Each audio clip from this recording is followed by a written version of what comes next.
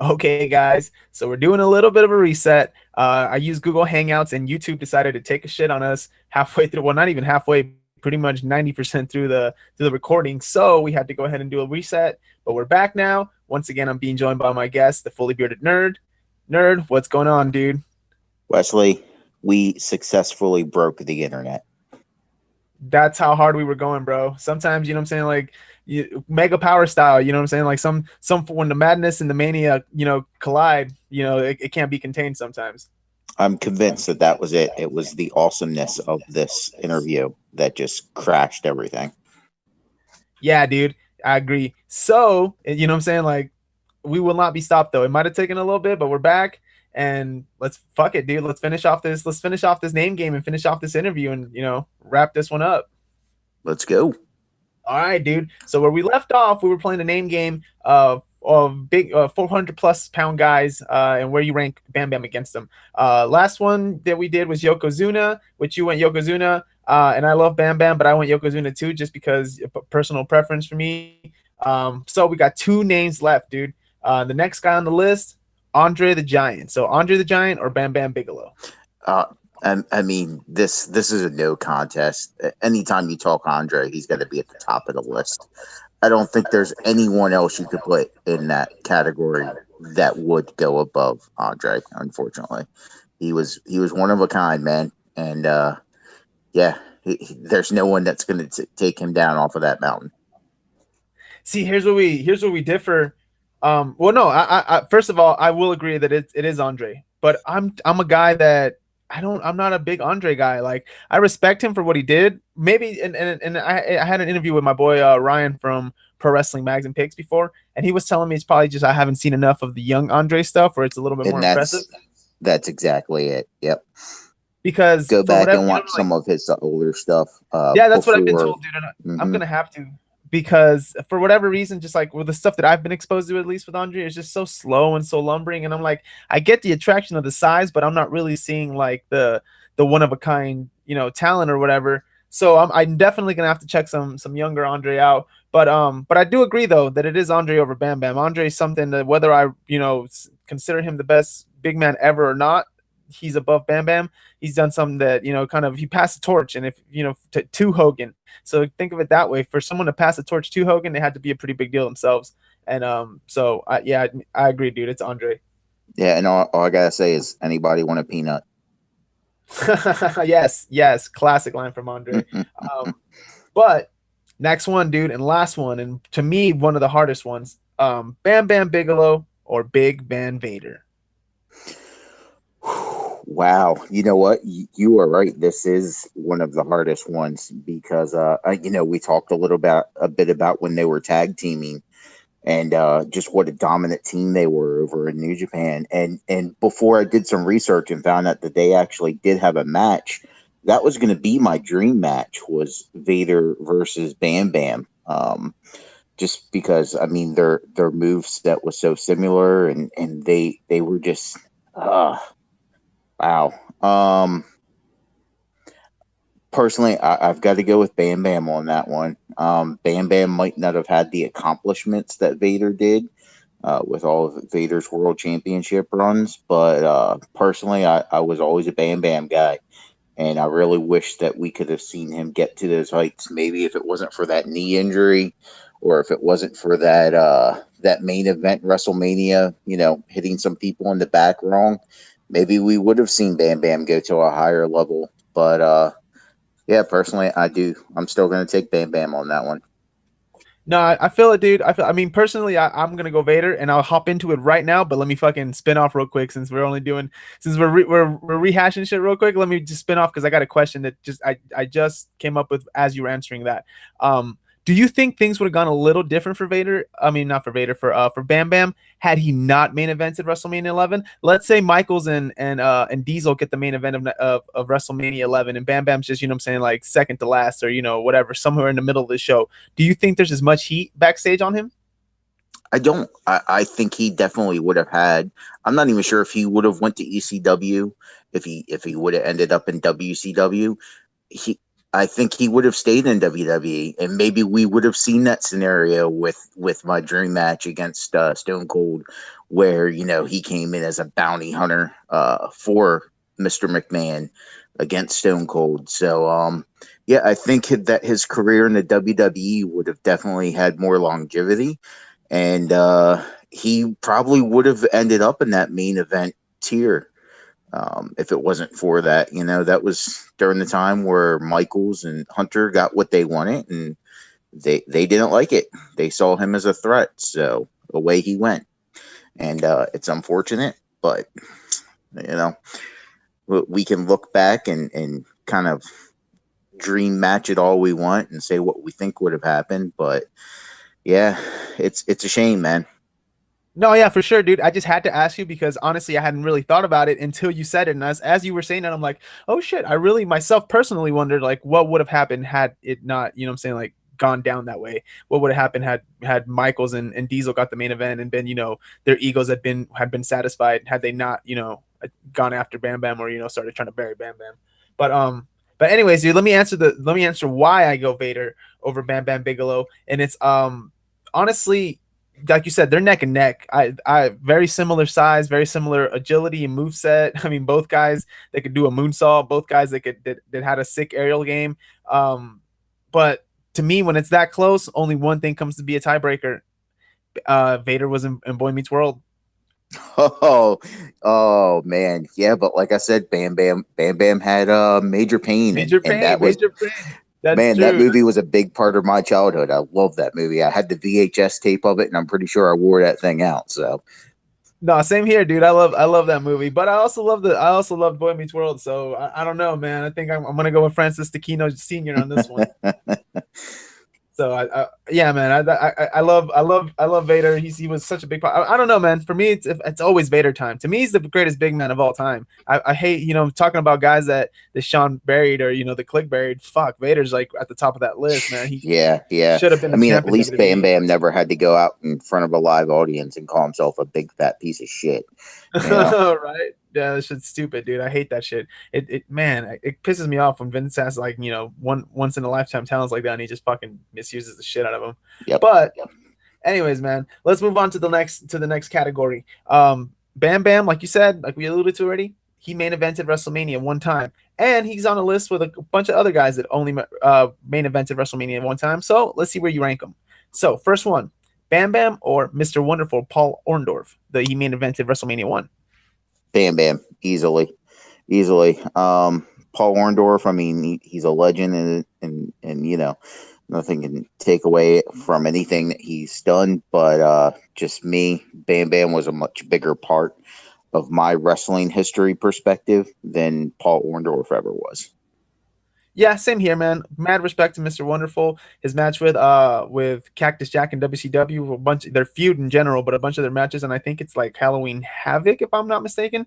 They have a like false count anywhere match. Classic. I love his work there, but I mean it's Bam Bam for me, dude. Bam Bam was just a little bit bigger for in my childhood, just like yours.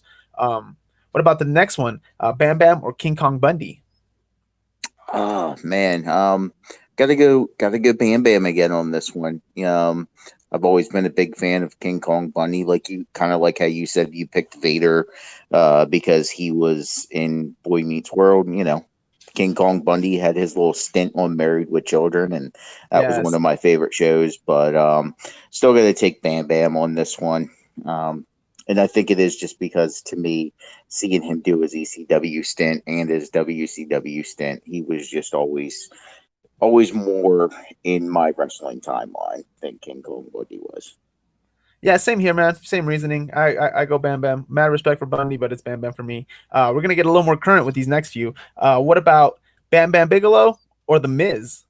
Main event to WrestleMania Oh, 27. you know what? And this is going to give you a little bit of insight with me. I got to go with the Miz on this one. I'm a huge Miz fan. Miz has been doing what he's been doing for a very long time, and he's kept himself relevant. Man, I loved his world title run, even though it gets bashed all the time. But yeah, I'm a huge Miz mark, so I'm unfortunately going to have to go with the Miz on that one. No, man. Hey, dude, I like you even more now. I'm a big Miz fan too. Only thing that I'm not liking about I wish he was a heel, man. He's a natural born heel. Like the baby, he's doing okay as a baby face, but I'd prefer him to be a heel. Because man, that segment on Talking Smack, Jesus Christ, like what who can cut a promo like that right now in WWE? Not many people, not many Yeah. performers at least. Paul Heyman, really is the only guy I can think of in WWE right now that could cut a promo like that. Because the realism he brought to it, the believability, it was fuck, it was off the charts. And I love Bam Bam, but to me, it's the Miz, man. Not only that, but the Miz just can't win a match as a babyface. I know, yeah, I I hate don't that know shit. why they keep switching him back to a babyface. Like you said, he's great as a heel, and that's definitely the role he should play. So, but when you've been around as long as him, they think they have to change it up all the time to keep him fresh. So, Yeah, I agree, man. That's I know that's what they're doing, but I still don't I still don't like it. But hey, man, what about this one? Bam Bam Bigelow or Chris Jericho main event in WrestleMania 18? oh man, you're throwing some hard ones out there. Yeah, I got to go with Chris Jericho. I've been fortunate to see Chris Jericho through his entire career. For when he was just a cruiserweight in WCW, just the lion heart, and got to see his whole transition when he was going through his breakdowns and when he did the Man of 1,004 moves against Dean Malenko and, jumping to WWE and just his whole progression as a character. And yeah, Jericho's gonna definitely go down as one of the greatest of all time, as he calls himself, the GOAT. And he definitely deserves that moniker because yeah, that's him, man. Yeah, definitely, dude. I agree with you 100% on everything you just said. Jericho, I mean, same here. I got to see Jericho from his WCW days to WWE to New Japan that I never thought would happen, and then now All Elite, which I never thought would happen. So yeah, man, it's been quite a ride. So I agree, dude. It's Jericho 100%. Bro, they're only gonna get harder. These last two are fucking they're dudes, and then there's a lot of guys that have main event at one time that I could throw out, but I'm gonna keep it to kind of elite guys. Bam Bam Bigelow or the Ultimate Warrior, WrestleMania 6. I gotta go Bam Bam. Ultimate Warrior, his presence is undeniable. He could definitely make the audience pop like no other. But as far as longevity in his career and what he accomplished in wrestling, I mean, Bam Bam takes that no problem. Ultimate Warrior's actual career, if you take it all and bookend it, it's nowhere compared to what Bam Bam did in the world of wrestling. Yeah, I mean, an argument could be made that Bam Bam's main event is almost as important as does WrestleMania 6 because WrestleMania 6 is one of the biggest main events ever. The Ultimate Challenge or whatever. But Bam Bam is almost as important, and he's definitely more important to his main event than Warrior was to his main event. With having to carry LT through the whole thing. But man, it's hard for me not to fucking pick Warrior. Like you said, his presence would make any crowd pop, and I'm part of that crowd. I hate to fucking admit it, but so many people hate Warrior, and I tried, bro. I really did. I can't do it. Like he's just, I don't know, man. I know he can't wrestle worth a fucking lick. Like I know he can't do shit, but Oh, I don't fuck, hate man, him. I mean, I I loved love seeing him, Warrior.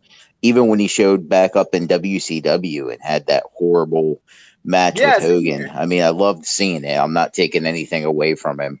Um, just like I said, as far as what Bam Bam accomplished in wrestling and the longevity of his career, his actual wrestling career, have to go with him as well on that one. Nah, dude, I don't blame you at all. That one. I mean, we're gonna differ on this one, but I had to completely understand it.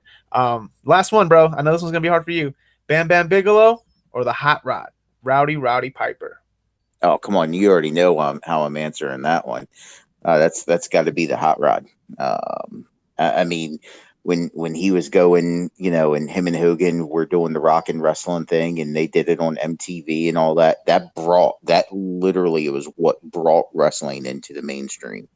And if that would have never happened, then wrestling would not be where it was. It would have never skyrocketed and took off like it did. So yeah, that's one point in wrestling that you can go back to and just see a complete shift in mainstream wrestling and where it is now. Yeah, dude, 100% agree. I love Bam Bam, but it's Piper. Piper's one of those guys for like I almost can't believe that he only main evented, one WrestleMania because he was so good. Piper was there from the first WrestleMania. He missed a few in between, but I mean, fuck, look at WrestleMania 12. He's still there with Goldust, and still a big, huge match on the card, and having one of the biggest lasting memories of WrestleMania 12. And then he ends up showing up at fucking Starcade. That's that very same year. He ends up wrestling WrestleMania and Starcade the same year. So man, not too many guys like Piper. So I agree, dude. It's Rowdy Piper, even though I love Bam Bam. Yes, exactly. Even though there's much love for Bam Bam. All right, dude. Last category. We've talked about it a bunch of times during this interview already. Bam Bam, the flame tattoos on the head, sick as fuck, very unique. There are not too many like him. So we're gonna talk a little bit about tattoos in this last category, because Bam Bam's flame tattoos on the head is very iconic. Like I said, it can be confused for many people. So we're gonna see where you rank those against some of the other iconic tattoos in pro wrestling. So Bam Bam's flame head tattoos or Batista and the belly button tattoo. You're joking, right? This I know, this right? I that's had to start that's with the softball. that's not even a question. I mean, it's a belly button tattoo. Batista's great, but man, that tattoo is horrible. Definitely got to go with Bam Bam on that one. I only did this one just so I could make my point on the belly button tattoo. First of all, why did he get it? And second of all, I think it looks worse now that he tried to cover it up. Like it's way more noticeable, and it's like everybody knows what used to be there, dude. Like that little fucking weird sun. So like I don't know why Batista tried to cover it up like that. But yeah, man, 100%. It's the flame tattoos. Those shits are iconic. Batista's was kind of just like a long running joke in pro wrestling for a long time. Between that and the nose ring now, yeah, I don't know what he's thinking with some of his aesthetic decisions. Yeah, definitely, dude. But they're gonna get harder, man. So Bam Bam's flame tattoos or the iconic Brahma Bull on the Rock's arm. Oh wow, that one's definitely difficult. I mean, the Brahma Bull was, exactly that. It gave him that nickname and that moniker. And during the Attitude Era, you saw that Brahma Bull everywhere. T-shirts, hats. People were actually getting it tattooed on themselves. But Rock puts on a T-shirt or something, and now he's got it covered up, and it's no longer the Brahma Bull. It's like a big mechanized bull-looking thing. But Bam Bam was known for the flames, and it made him have that distinguished look. So, gonna have to go with Bam Bam's flame tattoos on that one. See, and this one was super hard for me, and I was honestly kind of on the fence. And I hate to be like, oh, well, I'll just hop on with you, but you had a great point. The Rock could eventually put a shirt on or put like some long sleeves on and cover it up. Bam Bam had to wear that shit for everywhere he went. Those fucking tattoos were the first thing people saw in like a first impression. So definitely, man, I think it's Bam Bam. I have to agree with you. Next one though, Bam Bam's flame tattoos or Goldberg's barbed wire tattoos. You know what? Goldberg's barbed wire tattoos was just a tribal tattoo. I live right down the road from a college, and I'm pretty sure I see about 100 college guys a day with that same tattoo, and they have no idea that it's actually from that. And Goldberg didn't know either. It was just a tribal tattoo that they turned into a design for him. Definitely gonna go with Bam Bam's flames on that one. Like I said, it's a tattoo he picked off a wall in a tattoo artist's studio somewhere. Nothing special about it at all. Yeah, super generic tattoo, dude. I agree. It's Bam Bam for me too. What about this one? Bam Bam's flame tattoos or CM Punk in the Pepsi sign? Oh, I mean, CM Punk's got a lot of great tattoos. Um, not just the Pepsi sign, but he's got such just a collage of artwork going on. But at the end of the day, it's a Pepsi sign. I know when he was on the Indies, he used that as getting the name for the Pepsi plunge as his finishing maneuver and everything. But like I said, at the end of the day, it's just a freaking Pepsi sign. It's nothing special. Got to go with Bam Bam's on that. Yeah, I love Punk, dude. But at the end of the day, yeah, the Pepsi sign always stood out to me. But Punk had a bunch of great tattoos. So yeah, I agree, man. It's Bam Bam. Bam Bam's was iconic. You know what I'm saying? Like it was like it was part of his gimmick. You know what I'm saying? Like I don't know how else to put it other than iconic and part of his gimmick. But yeah, man, it's Bam Bam. But the next one, dude, Bam Bam Bigelow and the flame tattoos, or Brock Lesnar and that fucking whatever the fuck. I mean, that sword on his chest, I guess, The and sword. the skull on his back. Oh, yeah, that one's hard. I mean, Brock already looks like enough of a guy that's just gonna rip you in half, and then he got those tattoos, and it's just like, holy shit, this guy is just a beast, literally. And with the sword tattoo, I always wanted this. Just going off on a little bit of a sidebar here, but I always hoped, like when the Shield first came around, and that they were kind of trying to figure out who was behind the Shield. I always hoped that was going to be like Paul Heyman, and then like it was going to be Brock was the sword and they were the shield. You know what I mean? The sword and the shield, and that they would be kind of like his bodyguards, kind of deal. But that's Oh just the shit, way my I like that. I like yeah, that. that's just the way the fully bearded nerd's mind flows when it comes to wrestling stuff. Um, wow, but you take the flames off of Bam Bam, and he's just a big bald dude. You take the sword and the beast tattoo off of Brock, and he's still a big bad bitch. And my point to that is the tattoos made Bam Bam more than the tattoos make Brock. So I'm gonna have to still go with Bam Bam on that one. Yeah, man, that's a great point. Yeah, I always liked Brock's the Beast tattoo, especially when he first came out. I thought it was cool, but I don't know, man. I think, like you said, to your point, when you take the tattoos off Brock, he's still Brock. But that man, Bam Bam was just like so, like synonymous for with those tattoos, man. Like I even like even the Hasbro's had it back in the day, like the flame, the flames on the head, like bro, yeah, I gotta go again. I gotta go with Bam Bam. But this last one's probably the hardest one. I don't know if it's gonna be as hard for you, but it's definitely gonna be the hardest one for me. Bam Bam Bigelow and his flame tattoos, or the Undertaker in general. You, Undertaker has a lot of tattoos, including the one on his throat that he had to have removed because it was his ex-wife's name. But a lot of Undertaker's tattoos just kind of blend together, and you can't really tell what's what. Just because, I mean, the Undertaker tans a lot, and he gets that spray tan, like we saw dripping off of him one time years and years ago, and it just everything kind of looks messy now. I'm gonna have to go with Bam Bam again on that one. Once again, the Undertaker, even without his tattoos, would still be the Undertaker. But the same kind of reason for with Brock that I went with Bam Bam. I'm gonna have to go with Bam Bam again on that one.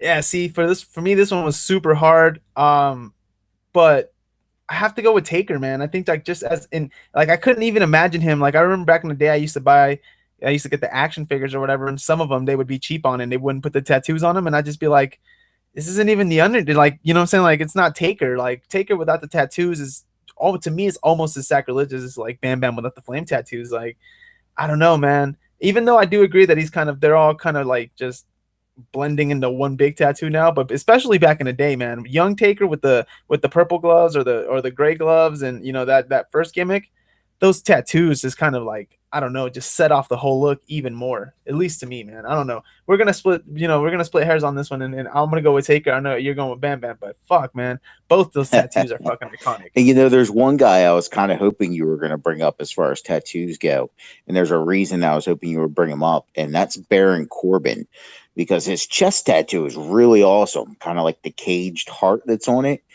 And I know that I've heard rumors that since he's gotten his head shaved, that he wants to get a tattoo on his head. I think that would be tremendous for his career. Could you imagine Baron Corbin with something like Bam Bam's flame tattoos on his head?